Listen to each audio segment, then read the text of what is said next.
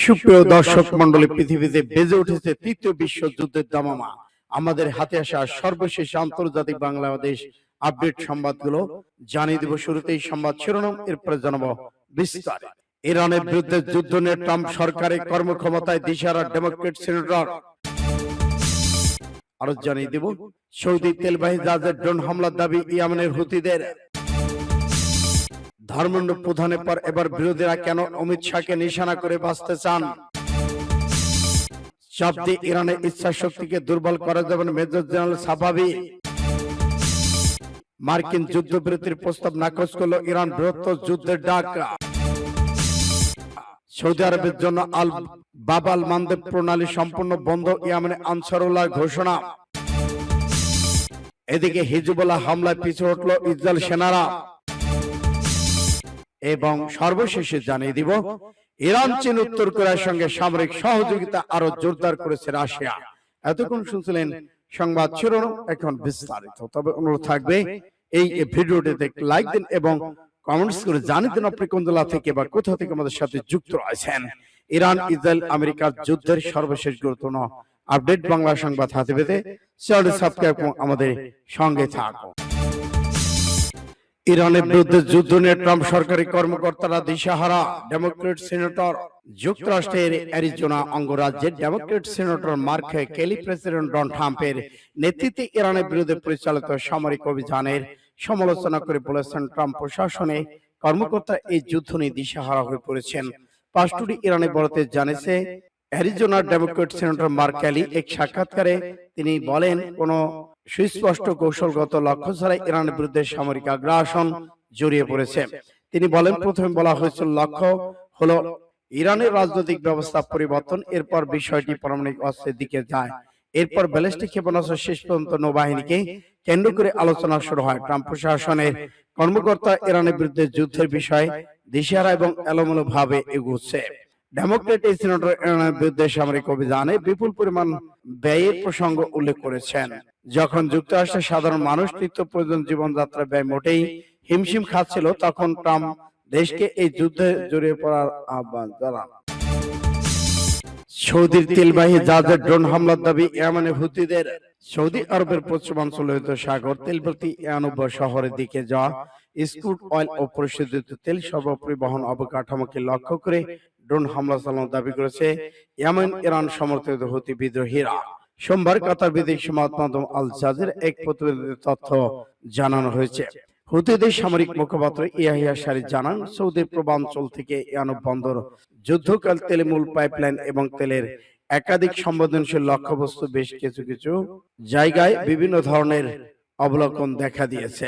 হুতিদের সামরিক মুখপাত্র জানিয়েছেন, সৌদি পূর্বাঞ্চল থেকে ইয়ানুব বন্দর এবং যুক্তকারী তেলের মূল পাইপলাইন এবং তেলের একাধিক সংবেদনশীল লক্ষ্যবস্তু বেশ কিছু ড্রোন দিয়ে হামলা চালানো হয়েছে।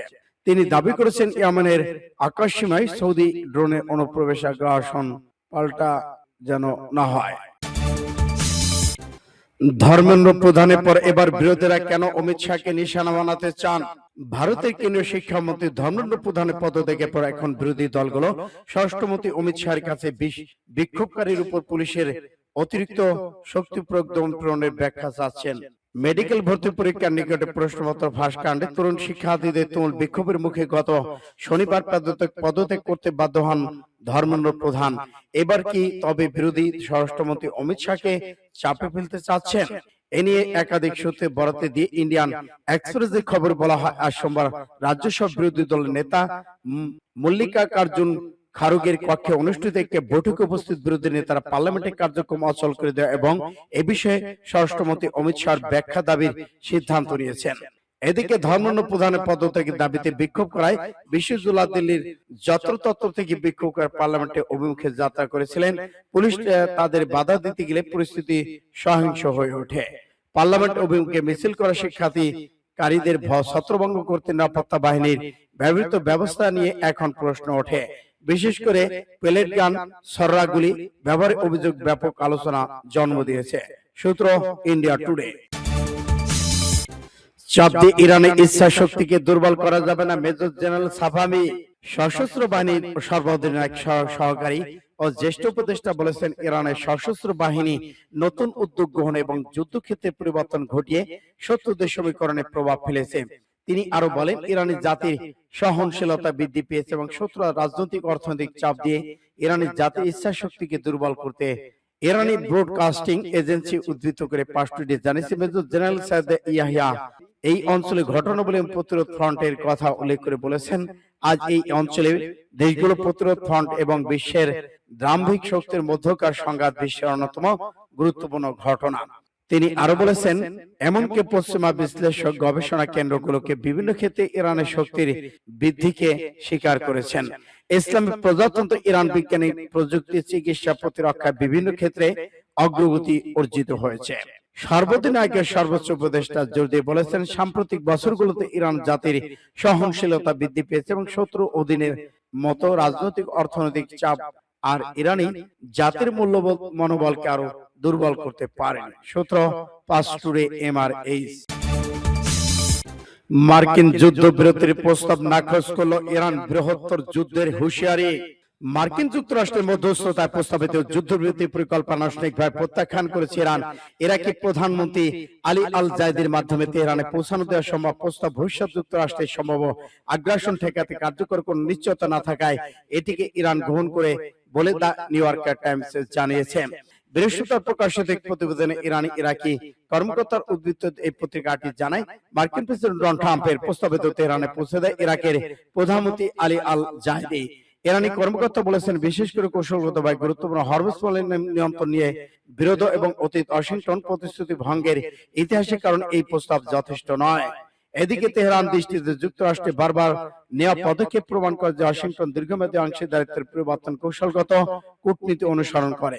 ইরানি কর্মকর্তা উল্লেখ করেছেন, 2018 সালে ইরান চুক্তি শর্ত মেনে চলার বিষয়টি আন্তর্জাতিক নিশ্চিত হওয়ার পরও প্রেসিডেন্ট ট্রাম্পের যৌথ সমন্বিত কর্মপরিকল্পনা থেকে যুক্তরাষ্ট্রকে প্রত্যাহার করে দেওয়া স্পষ্টভাবে দেখিয়ে দিয়েছে এবং যে মার্কিন প্রতিশ্রুত রাজনৈতিক মেজাজ বর্জিত উপর নির্ভরশীল। সূত্র পাঁচটুরে। সৌদি আরবের জন্য বাব আল মানদেব প্রণালী সম্পূর্ণ বন্ধ, ইয়েমেনে আনসারুল্লাহর ঘোষণা। ইয়েমেনে আনসারুল্লাহ আন্দোলন রাজনৈতিক ব্যুরো সদস্য সৌদি আরবের জন্য বাব আল মানদেব প্রণালী বন্ধ করে দেওয়ার ঘোষণা দিয়েছেন। IRN কে উদ্ধৃত করে পাঁচটি জানিয়েছে, ইয়েমেনে আনসারুল্লাহ আন্দোলন রাজনৈতিক ব্যুরো সদস্য মোহাম্মদ আল বাখাইতি আল মানার টিভিকে দেওয়া এক সাক্ষাৎকারে একথা বলেন। সৌদির জাহাজ চলাচলের জন্য বাব আল মানদেব প্রণালী সম্পূর্ণ বন্ধ। তিনি আরো বলেছেন, সৌদি আরবের পাশাপাশি ইয়েমেন যুদ্ধে জড়িয়ে পড়া আমেরিকার স্বার্থের অনুকূল নয়। তিনি আরো বলেছেন, যদি আমেরিকা ইয়েমেনের যুদ্ধ ছড়িয়ে পড়ে তবে এটি তাদের উপর আঘাত হানার জন্য আমাদের একটি ভালো সুযোগ করে দেবে। আল বাকাইতি জোর দিয়ে বলেছেন, আমরা উত্তেজনা বৃদ্ধি করাবো এবং উত্তেজনা সংঘাতের মাধ্যমে দেশ ও প্রতিশোধের অক্ষে দেশগুলো ইরানি শাসন ব্যবস্থায় পর্যবসিত হয়েছে। হিজবুল্লাহর হামলায় পিছু হটল ইসরায়েলি সেনারা। দক্ষিণ লেবাননের তাইবে শহর এলাকায় একটি বাড়িতে অবস্থান নেয় ইসরায়েলি সেনাবাহিনীর উপর জোরালো হামলা শুরু করেছে হিজবুল্লাহ। এই হামলার মুখে ইসরায়েলি সেনার এই অবস্থান ছেড়ে পিছু হটতে বাধ্য হয় বলে দাবি করেছে হিজবুল্লাহ। হিজবুল্লাহ দেয়াকে বিবৃতিতে জানানো হয়, তাদের যোদ্ধারা ওই নির্দিষ্ট সামরিক অবস্থানে টানা তিনবার আক্রমণ চালায় পরিস্থিতি নিয়ন্ত্রণে আনতে এবং আঘাত সেনা সরিয়ে নিতে শেষ পর্যন্ত একটি ইসরায়েলি হেলিকপ্টার ঘটনাস্থলে হস্তক্ষেপ করতে বাধ্য হয়। তবে এই হামলা হতাহতের বা বিষয়ের ইসরায়েলি সামরিক বাহিনীর পক্ষ থেকে এমন কোন পর্যন্ত তাৎক্ষণিক মন্তব্য পাওয়া যায়নি। সূত্র পাঁচটুরে। ইরান চীন উত্তর কোরিয়ার সঙ্গে সামরিক সহযোগিতা আর জোরদার করেছে রাশিয়া, আতঙ্কে জেলেনস্কি।